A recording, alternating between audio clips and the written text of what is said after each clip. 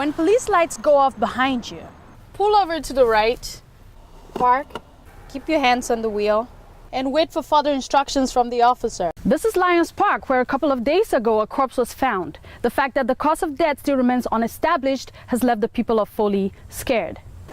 For these Special Olympic athletes, it's not all about winning. It's about creating community and long-lasting relationships. The community is not giving law enforcement an ultimatum, so to say. They are just requesting that law enforcement has them included in the process. They'd like to know what is going on so that they can better understand how they can help our community and theirs grow. Good evening and welcome to UTVS News. I'm Belle Anjangha. If a special prosecutor does take over, do you think the ruling could have been different in your domes? This dome contracts their body heat. The monitors, these cattle is more than just business. They are family. As you can see with the demographics from this board, we have students from different parts of the world, indicated by the yellow dots over here.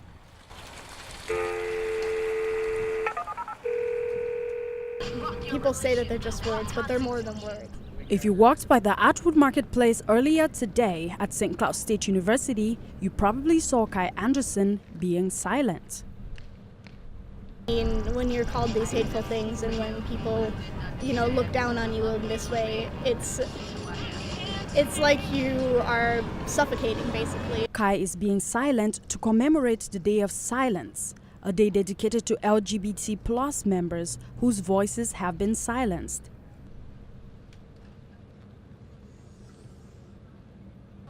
According to Mika, this happens every day and could affect anyone. I know I was one of those people who I had to leave my school because of I was being harassed by individuals calling me a dyke, calling me just awful, awful words all the time. And sometimes it's not just words. Sometimes people are physically attacked and physically abused. The LGBT community now faces another battle. I mean, there's even a trans bill. There's a bill in the legislature right now to keep transgender people out of the bathrooms and the bathroom that they feel comfortable with, and that's not fair. The Day of Silence is set aside to remind everyone that the fight for safety and freedom in this community is far from over. This day is about that stuff. It's about making sure that people know that this stuff is going on. And just because gay marriage is legal doesn't mean that these things aren't still. Belle Anjangha, UTVS News. People from every community that live in St. Cloud want to know what happened that day. Possible gunshots, possible knife, multiple victims. On Saturday, September 17th, a tragic event left the community of St. Cloud in shock. Well, first of all, we all became victims, in our community and everything that happened. So there was no one specific group that wasn't a victim. Everyone was a victim. Though the entire St. Cloud community was in shock, the Somali community says this unfortunate incident has made victims of young Somalians in St. Cloud. The youth are asking those questions because they feel that they have been labeled, they've been given, or they've been made to be guilty without following the due process. The Somali youths gathered on Sunday to ask for the truth about this tragedy. They're not causing any trouble, they're not, saying, they really don't know. They want answers just like everyone else wants answers as what happened that day.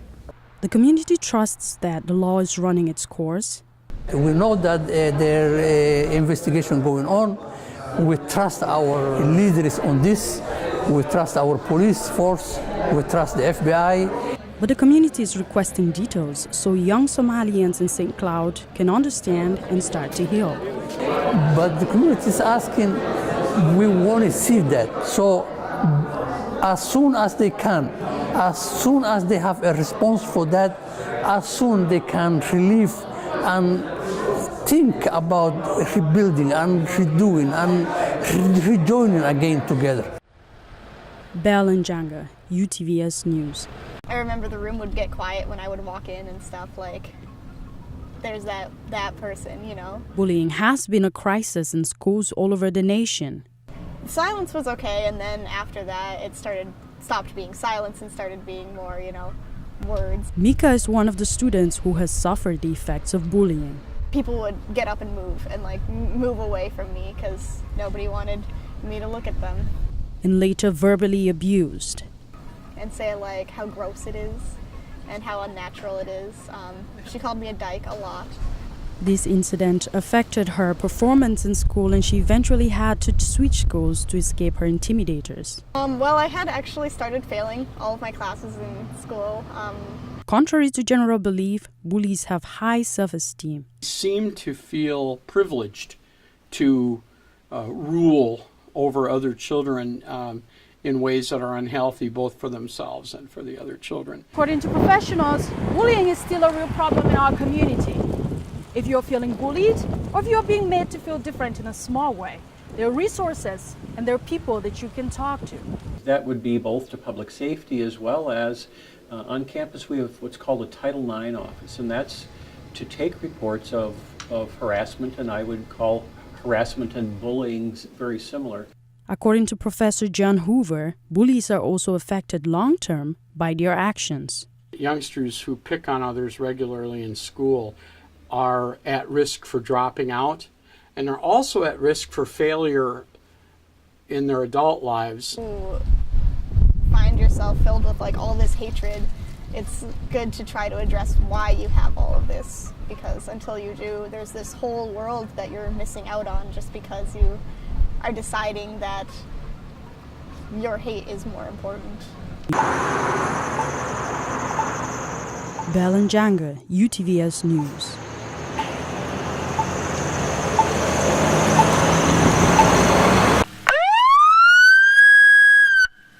The police are on the road to protect us. Yet recent incidents have left citizens feeling unsafe when the police approach. It was really scary. I felt my stomach drop. I was just like, oh man, what's gonna happen? And immediately my dad went into, oh, they just pulled me over because I'm a black man. Well, again, we have regular training about the topic of implicit bias. And we have policies and expectations that say we're not going to take enforcement action based on a person's race. But there are a few exceptional cases where you could be pulled over when you have not done anything wrong. The cop said he pulled us over because we had a taillight out, but my dad checked and there definitely was not a taillight out, so that was kind of sketchy. Sheriff Heck says there are several factors that affect an officer's interaction with citizens. Using race to match up to a suspect's description, obviously that's something that plays into it, because if I'm looking for a person that's Hispanic, I'm going to be pulling over Hispanic people if I'm trying to catch that person. It is also important to be careful with your movements as an officer approaches you. When we pull those vehicles over, we don't necessarily know if we're dealing with just a citizen who happens to be in the wrong place at the wrong time with a vehicle that matches a possible description, or if we have the actual suspect. When police lights go off behind you, pull over to the right, park, keep your hands on the wheel, and wait for further instructions from the officer. Making slow, controlled movements, and if you need to go reach for anything, that you let the officer know. Sheriff Heck says it's better to respect the instructions and complain later. And when officers have bad days, if they're breaking rules or if they're violating policy, again, that's where I as an administrator need to know about that so we can take corrective action. Belle Anjangha, UTVS News.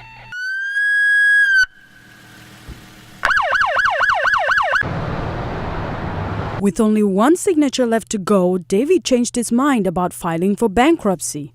To me, I was not ready to surrender. I decided to drop the pen. David first met his father as a prisoner of war. I remember there was a lot of campground kind of type, but I didn't realize it was a prison. When David was 7 years old, his family brought him to the United States. We only have like a suitcase of clothes. After high school, David left home to work and support himself. From a welder to assembler, woodwork, pretty much you name it. Soon after, David became homeless. The street of 25th here, I walk with a suitcase, clothes, block to block. When his daughter was born, David decided to get his life back together. I remember the first day I saw my daughter, I knew I didn't have much to offer her, and at the time the mother too, So I decided to go back to college. After graduation, David found himself a business partner, and together they built Ultra Spa Nail. We built from scratch.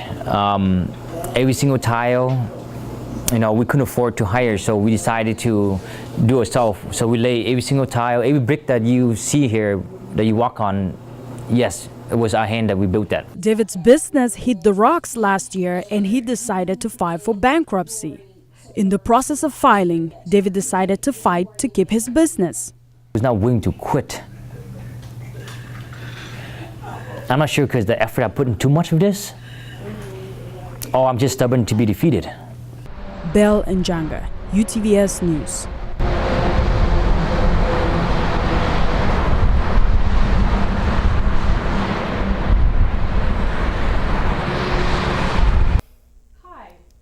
The Somali community in St. Cloud rallied on Sunday to request that video of what happened at the mall on Saturday, September 17, be released. Take a look. From every community that lives in St. Cloud want to know what happened that day. Possible gunshots, possible knife, multiple victims. On Saturday, September 17th, a tragic event left the community of St. Cloud in shock. Well, first of all, we all became victims, in our community, and everything that happened. So there was no one specific group that wasn't a victim. Everyone was a victim. Though the entire St. Cloud community was in shock, the Somali community says this unfortunate incident has made victims of young Somalians in St. Cloud. All the youth are asking those questions because they feel that they have been labeled or been given or they've been made to be guilty without following the due process. The Somali youths gathered on Sunday to ask for the truth about this tragedy. They're not causing any trouble, they're not, saying, they really don't know. They want answers just like everyone else wants answers as what happened that day. The community trusts that the law is running its course. We know that there investigation going on. We trust our leaders on this. We trust our police force. We trust the FBI. But the community is requesting details so young Somalians in St. Cloud can understand and start to heal. But the community is asking, we want to see that. So as soon as they can, as soon as they have a response for that, as soon they can relieve and think about rebuilding and redoing and rejoining again together. Belle Anjangha, UTVS News. Now, the community is trusting law enforcement to get to the root of the matter, but they request to be included in the process as the community continues to gravely be affected. So, Belle, how has this incident affected our Somali community in St. Cloud? It has affected especially the young people because they continue to get labeled. Their religion continue to be insulted because of this tragic event that was caused by one person, and now an entire community has to suffer for it, Sarah. How much time is the community giving law enforcement to produce answers? The community is not giving law enforcement an ultimatum, so to say. They are just requesting that law enforcement has them included in the process. They'd like to know what is going on so that they can better understand how they can help help our community and theirs grow. Absolutely, Belle. And is the community as a whole asking for this tape? The community is not asking for the tape as a whole. The young people are asking for it because they get to go out every day, Sarah, and see the effects that this is having on their community. But the elderly in the community are in support of this. They too want to know. They too want to be let into the process. They want to understand what is going on. The entire community does.